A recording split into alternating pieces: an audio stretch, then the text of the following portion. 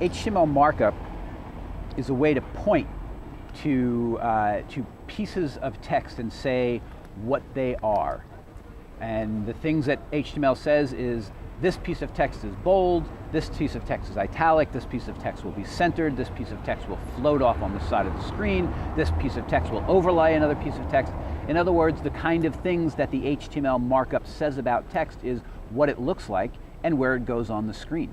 That's the kind of markup that HTML is. It's look and layout markup. The look, which is how a particular part of the text looks, and the layout, which is where it goes on the screen.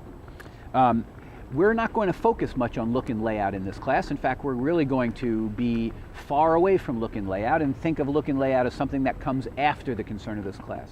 The concern of this class is the semantics or the meaning of the text. So the tags that we'll use will point to a piece of text and not say what it looks like or where it goes on the screen, but what it is. This is a photograph. This is a news article. This is a building specification. This is a course. This is a module in a course. Those are all the things that we'll say. Notice how those words have nothing to do with what it will look like when you finally see it on the screen. It has everything to do with what it is. And that what it is going to give us a lot of power to derive later on what it looks like, but also to manage what it is. So look and layout aren't bad. They're just not what we're going to focus on. And in fact, look and layout is what allowed the web to explode the way it did. If the web had focused on semantic tagging instead of look and layout tagging or format tagging, it would have never gone anywhere, because usual people don't think that way. Usual people think in terms of look and feel. They think in terms of how is it going to look. They imagine something and then they put it on the page.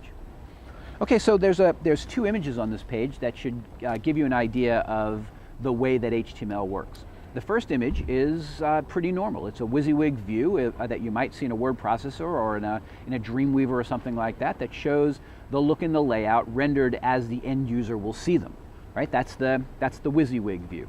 Then the second image shows the tagging that's necessary in order to create that WYSIWYG view. And there's a couple of things that I want you to notice about that tagging. First of all, there's a lot of it. There's as many characters practically in the tagging as there are in the things that are tagged. The second thing is that tagging operates at various scales of resolution. So some of the tagging lays out the entire page. It puts a heading at the top and it puts the table near the bottom. It constructs the layout at the level of the entire page. Other parts of the markup create the look and the layout in a smaller area. For example, that table tag creates the layout of one small part of the page, not the entire page. And then still other layout creates the look and layout of a very small piece of text, maybe one word or one paragraph. So it comes at different layers, and those layers are nested within each other.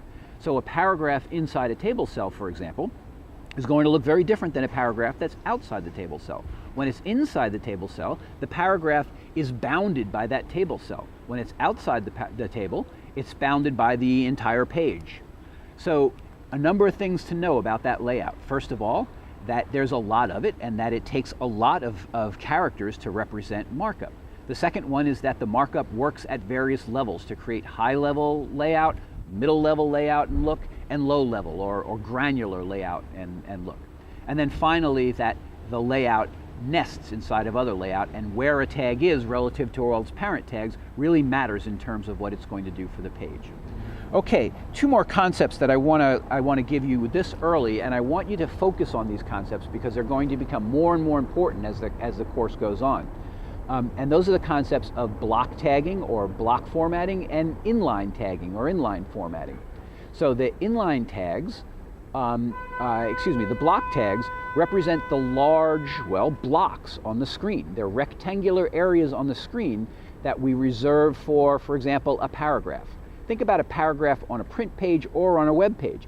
It's got space all around it. It's actually a rectangle. You could draw the little rectangle around the paragraph and see that it forms one block, one grid, one cell on the overall page. Block tags do that. Block tags create the overall large-scale layout of the page. They're always rectangles, and they're always inside other rectangles. The largest rectangle is the border of the screen. Inside that rectangle is the window that you're looking at. Inside that window is another rectangle, which is the area that you can define with HTML inside of a browser. And then inside of that client area of the browser, you get to decide what the blocks are. You get to decide what the cells are. You get to decide what the rectangles are. That's the block level tagging.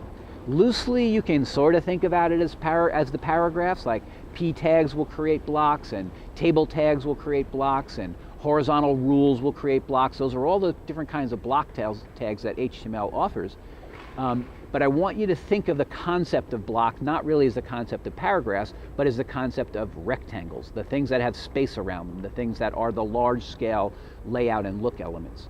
And then inside those large-scale layout elements are inline elements like bold, italic, underline, hyperlinks. Those sorts of things usually fall inside. They're continuous with what comes before and after.